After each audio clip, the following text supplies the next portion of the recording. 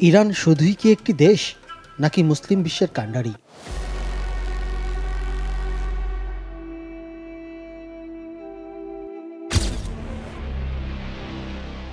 যেখানে পশ্চিমারা সমগ্র মুসলিম দেশগুলোকে কোণঠাসা করে রেখেছে, সেখানে একমাত্র ইরান মাথা উঁচু করে দাঁড়িয়ে আছে। কি আছে ইরানে? কেনই বা তারা এত প্রতিরোধ? গত ৩০ বছর ধরে আমেরিকার নিষেধাজ্ঞা রয়েছে রয়েছে ইরানের চারপাশে ২৫টিরও বেশি সামরিক ঘাঁটি। তারপরও এক চুলও দমাতে পারেনি ইরানকে। কিন্তু কেন আমেরিকা, ইসরায়েলের মতো দেশ ইরানকে কোণঠাসা করতে ব্যস্ত? চলুন জেনে নেই ইরানের কিছু তথ্য।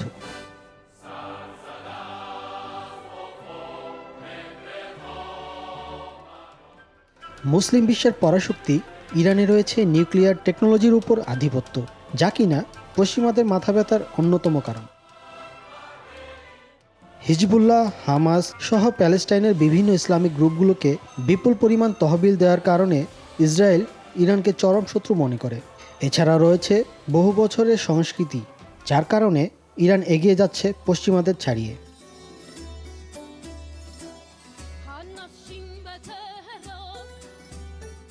এই যেমন গণিত, চিকিৎসা ও আকাশবিদ্যার জন্মভূমি ইরান।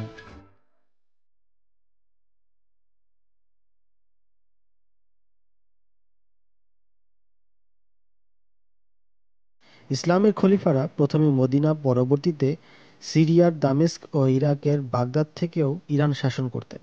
সংবিধান অনুযায়ী ইরানের রাষ্ট্রীয় ধর্ম হচ্ছে শিয়া ইসলাম। এখানকার প্রায় ৯৯% মানুষ শিয়া মুসলমান। উদার ধর্ম সংস্কারের পূর্ণভূমি এই দেশটিতে জন্ম নিয়েছে ফেরদৌসি, হাফিজ খৈয়াম, রুমির মতো বহুমাত্রিক গুণসম্পন্ন সুফিগণ।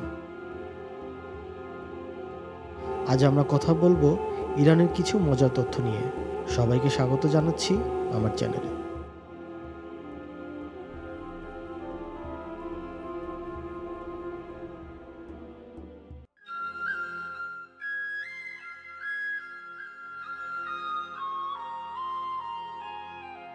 প্রথমেই জানাবো ইরানের বর্তমান পরিস্থিতি।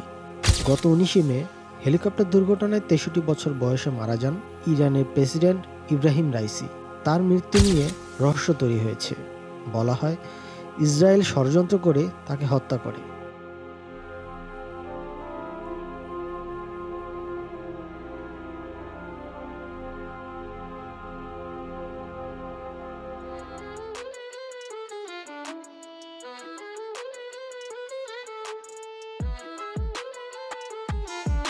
এবার জানাবো ইরানের কিছু মজার তথ্য।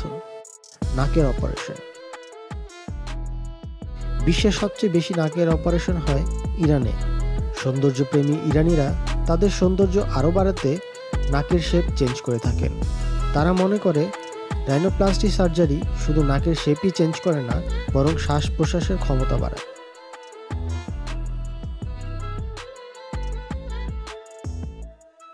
বিয়ে নিয়ে বিচিত্র রীতি।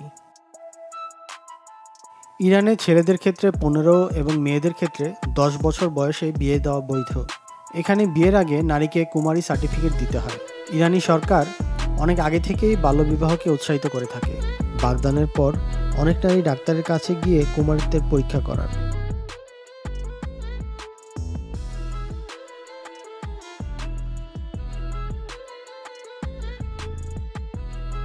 চুক্তিভিত্তিক বিয়ে।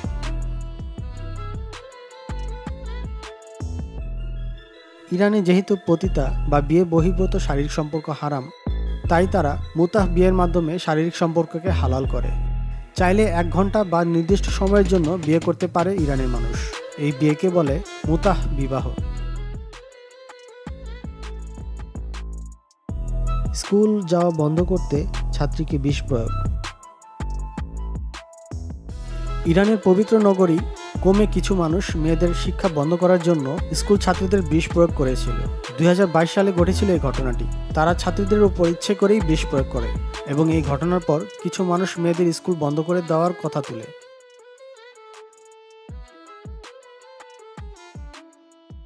বিশ্ববিদ্যালয়গুলোতে নারী সংখ্যা বেশি।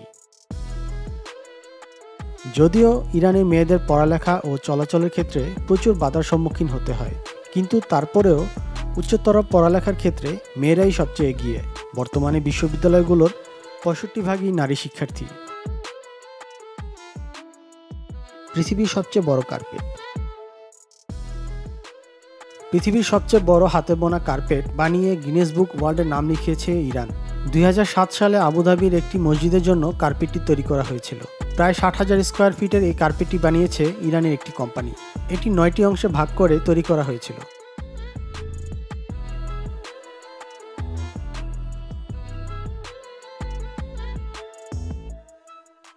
ইরানি শিক্ষা। উচ্চশিক্ষার জন্য ইরান এখন বেশ জনপ্রিয়। প্রতি বছর বিভিন্ন দেশ থেকে অনেক শিক্ষার্থী ইরানে পাড়ি জমায় একমাত্র উচ্চশিক্ষার জন্য। আন্তর্জাতিক শিক্ষার্থীদের জন্য ইরানের অনেক বিশ্ববিদ্যালয় স্কলারশিপ দিয়ে থাকে। ওয়েব অফ সায়েন্স র্যাঙ্কিংয়ে ভালো অবস্থানে রয়েছে ইরানের বেশ কয়েকটি বিশ্ববিদ্যালয়।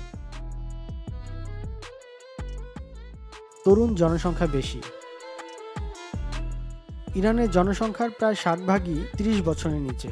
1979 সালে ইরানি রাজতন্ত্র উৎখাত হলে জনসংখ্যা বৃদ্ধি একটি জাতীয় অস্ত্র হয়ে দাঁড়ায়। তখনকার ইরানি নেতারা বাল্যবিবাহকে অনেক বেশি উৎসাহিত করে এবং জন্ম হওয়া শিশুদের জন্য রেশনের ব্যবস্থাও করে, যার ফলে জন্মসংখ্যা বৃদ্ধি হতে থাকে।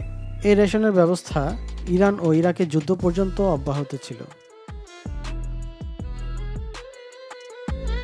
ইরানি খাবার।